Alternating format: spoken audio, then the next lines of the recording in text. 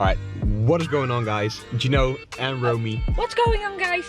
Me checking back in for another video. Checking back in for another video today. It is the 8th of May. It is a Wednesday. It's 10:19 a.m. at the moment. We had a Wednesday morning off, so we decided to quickly go to town, have a nice little breakfast together, since that is one of our favorite things to do. Yeah, in winter it's breakfast, but in summer we like to eat at home and then go to the city and eat dessert somewhere. Yeah, but now it's still breakfast time and you know, it's food. So anyway, we're quickly going to go to town, have a nice little breakfast, and of course, if you know me, then you already know what I'm gonna get.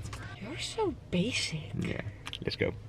As I said, you know what's about to go down. So I have 4 eggs with some ham, some bread, a little bit of salad, and of course the bae is eating chicken.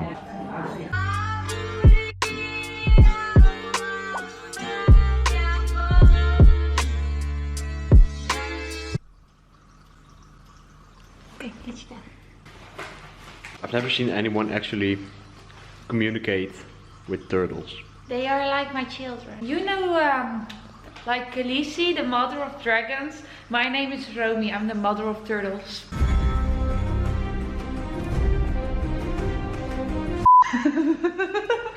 Alright, so we just got done eating some insanely tasty breakfast along with I couldn't wait, I'm so sorry. a donut and a little bit of coffee, because We love donuts. yeah, we really love food. And we love coffee. Exactly. Actually, we just love caffeine.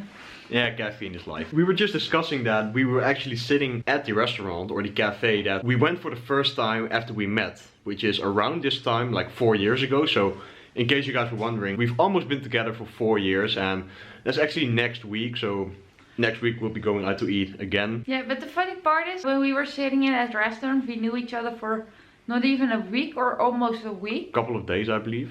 Yeah, and we started dating after even knowing each other a week and a half, because we were young and crazy and we're still in love.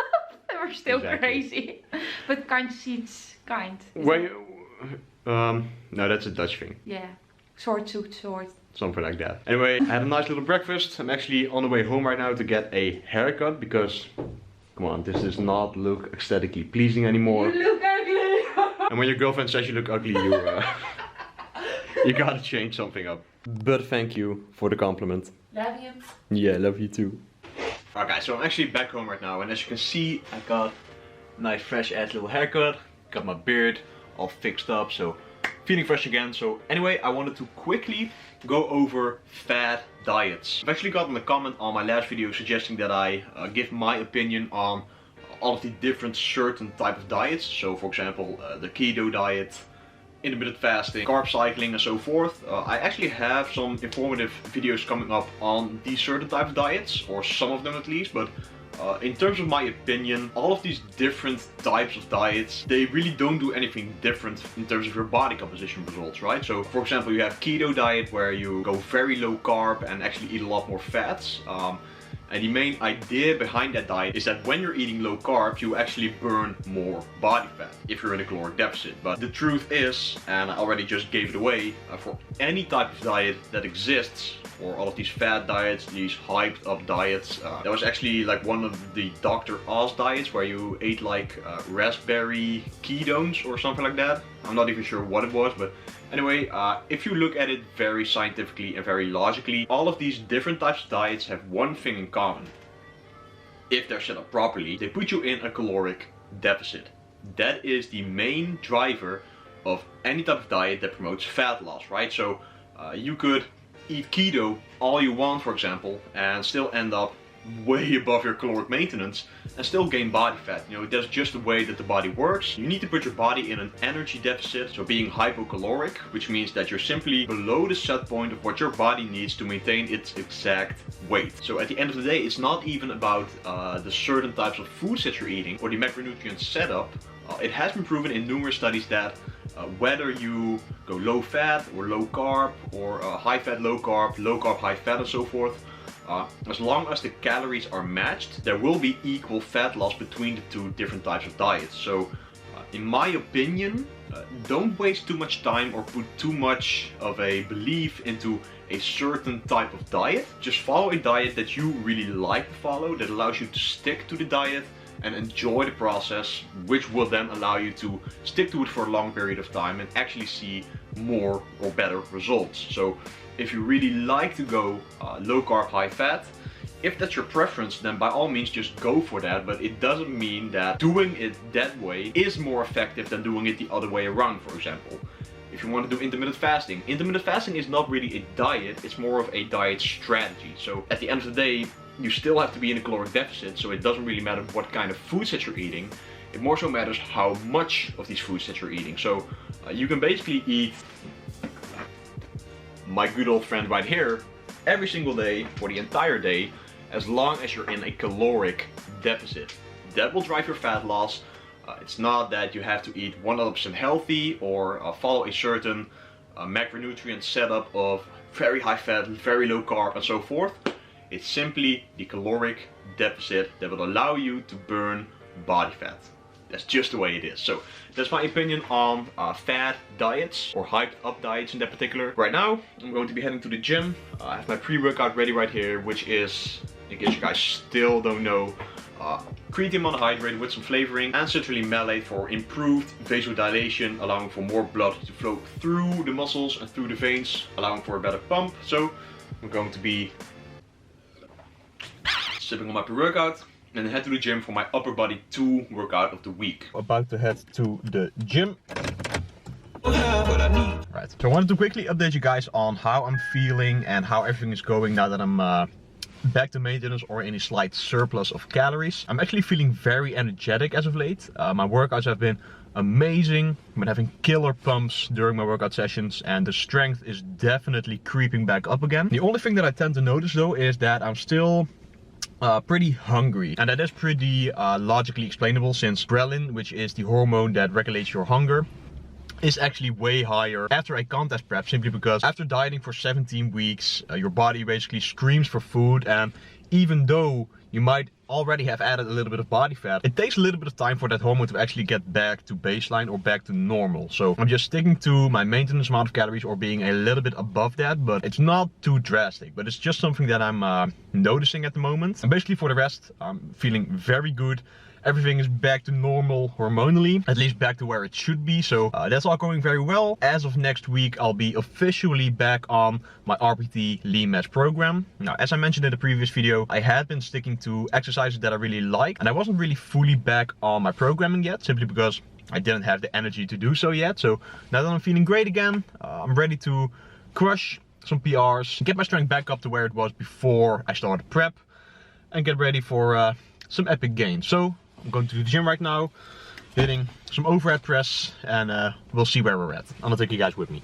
Alright, so like I said, I'm doing my upper body 2 workout of the week, and this is actually my first overhead press session in like a very long time. I actually cut it out at the end of my contest prep, simply because I was feeling a little bit more injury sensitive at that time, and I actually hurt my trap, or knotted it up during one of the last overhead press sessions, so I decided to just skip it out, do the dumbbell shoulder press until that time, and like I said, it was the first session back, so just stuck to 135 or 60 kilograms and focused on doing 3 sets of 8, simply to find out where I'm at currently in terms of my strength. I'm now starting to feel very, very good again, and actually starting to feel like I should be feeling with a little bit more body fat on my frame. So my performance is going up. When I'm in the gym, I'm feeling very energetic again. And that actually took some time, because the first few weeks after the show, while I was already at maintenance, I still felt off some of the sessions in terms of my energy. So I noticed that my fatigue was building up faster than it normally did, but that is all very largely to explain, simply because I didn't have that much body fat on my frame yet, and of course nearing the end of a contest prep, you can't handle the same amount of volume and still recover from that. So it took some time, but I'm fully feeling back to normal again at the moment. So in terms of my nutrition, as you guys may or may not know, I'm now back at maintenance, which when my body weight was at 81.5 kilograms at the end of prep, I calculated it to be at around 2,900. So ever since then, I've just been gradually building it up. So I'm now at around 3,000 up to 3,100 calories per day. My macros are at around 70 grams of fat, 425 or 430 grams of carbs, and my protein is still at around 190 up to 200 grams of protein. Sometimes I may go a little bit above that, but at the end of the day, I'm still doing a little bit of cardio, so it's not that bad. I'm just eating until I'm not very hungry anymore, simply because I don't have a reason to feel hungry anymore. So training is going very well, nutrition is going very well as well. Even though that I still feel a little bit hungry sometimes, there are ways to counter that by just drinking some more water, maybe distracting myself by doing something else than simply focusing on food. Because I was still a little bit food focused once prep was over, like the first couple of weeks, but you know, that's very logical since at the end of a contest prep you are very food focused. Literally all you think about is food. But once my body adapts more to the amount of calories that I'm at right now, my hormones getting back to normal, that will all fade away within a matter of a couple of weeks perhaps. So I'm very excited to get back on the lean gain train again and actually make some improvements. I do want to take my sweet time in terms of the off season because I really want to make some improvements.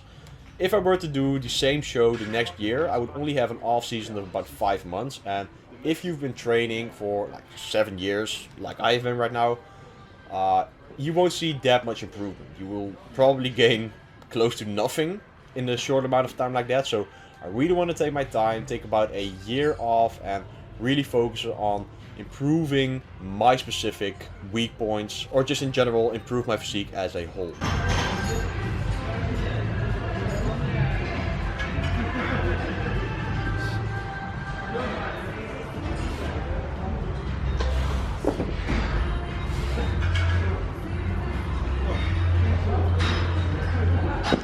Alright guys, so I just got done smashing that upper body workout and it's highly time for the post-workout meal. So what I have right here is 500 grams of quark mixed in with 50 grams of oats, just cold. You know, I like the texture of it and it tastes pretty good. I added in 20 grams of whey for some faster digesting protein, since quark is pretty slow digesting. A little bit of cacao powder, and I added in some sweetener to spice up the meal in terms of sweetness. I quickly wanted to clarify what I meant with that. All of the different kinds of diets are to be followed on your own personal preference. Like, all of these diets claim to do a lot of magical stuff for your body composition results, right? But at the end of the day, if they're set up properly, they should have one thing in common, and that is simply the caloric deficit that it should be putting you in. You can eat very low carb, you can eat very low fat. It doesn't really matter as long as you're in a caloric deficit, right? That is the main driver of fat loss. So you can follow any diet in the world. If you're not below your caloric maintenance, you will not lose fat. Period. And I'm not saying that you shouldn't follow any of these diets. Like I said, if it's your preference, then by all means do it. A lot of people feel better eating keto. A lot of people feel better eating paleo.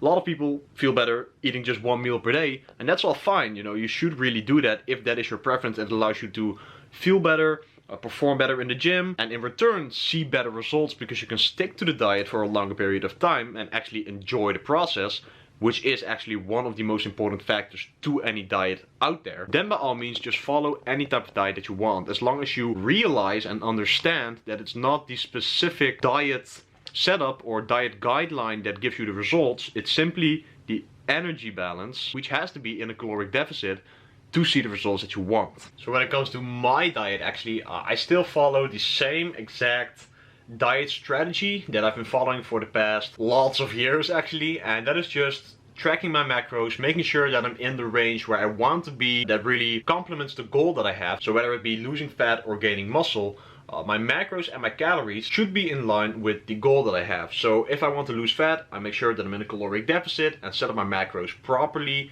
and vice versa for gaining muscle. I need to make sure that I'm in a caloric surplus, ensuring that my macros are up to par and allowing me to crush my workouts and get to the results that I want. I'm actually very flexible with my food at the moment, and what a lot of people tend to notice, and I've gotten this question a couple of times in the gym, is how I'm able to handle my nutrition now that I'm not on contest prep anymore. Now, I know that a lot of people tend to fall victim to really staying food focused and stressing about the amount of calories that they're eating, afraid to go out to eat, afraid to not weigh their food anymore. Like, for example, since I still live at home, during my contest prep I weighed out all of my food, but now that I'm not contest prepping anymore, I'm just simply sticking to the basic principles that I've set for myself before I started prep, while I was kind of intuitively eating. I know portion sizes. I've been tracking macros for so long that I actually know by consciously looking at the plate how much grams the specific ingredients on my plate are. So for example, if I'm eating potatoes, chicken and broccoli for example, just by looking at the food and actually keeping a conscious tab of how it looks when I have like 300 grams of potatoes on my plate, I remember that and I make a mental tab of that so that I don't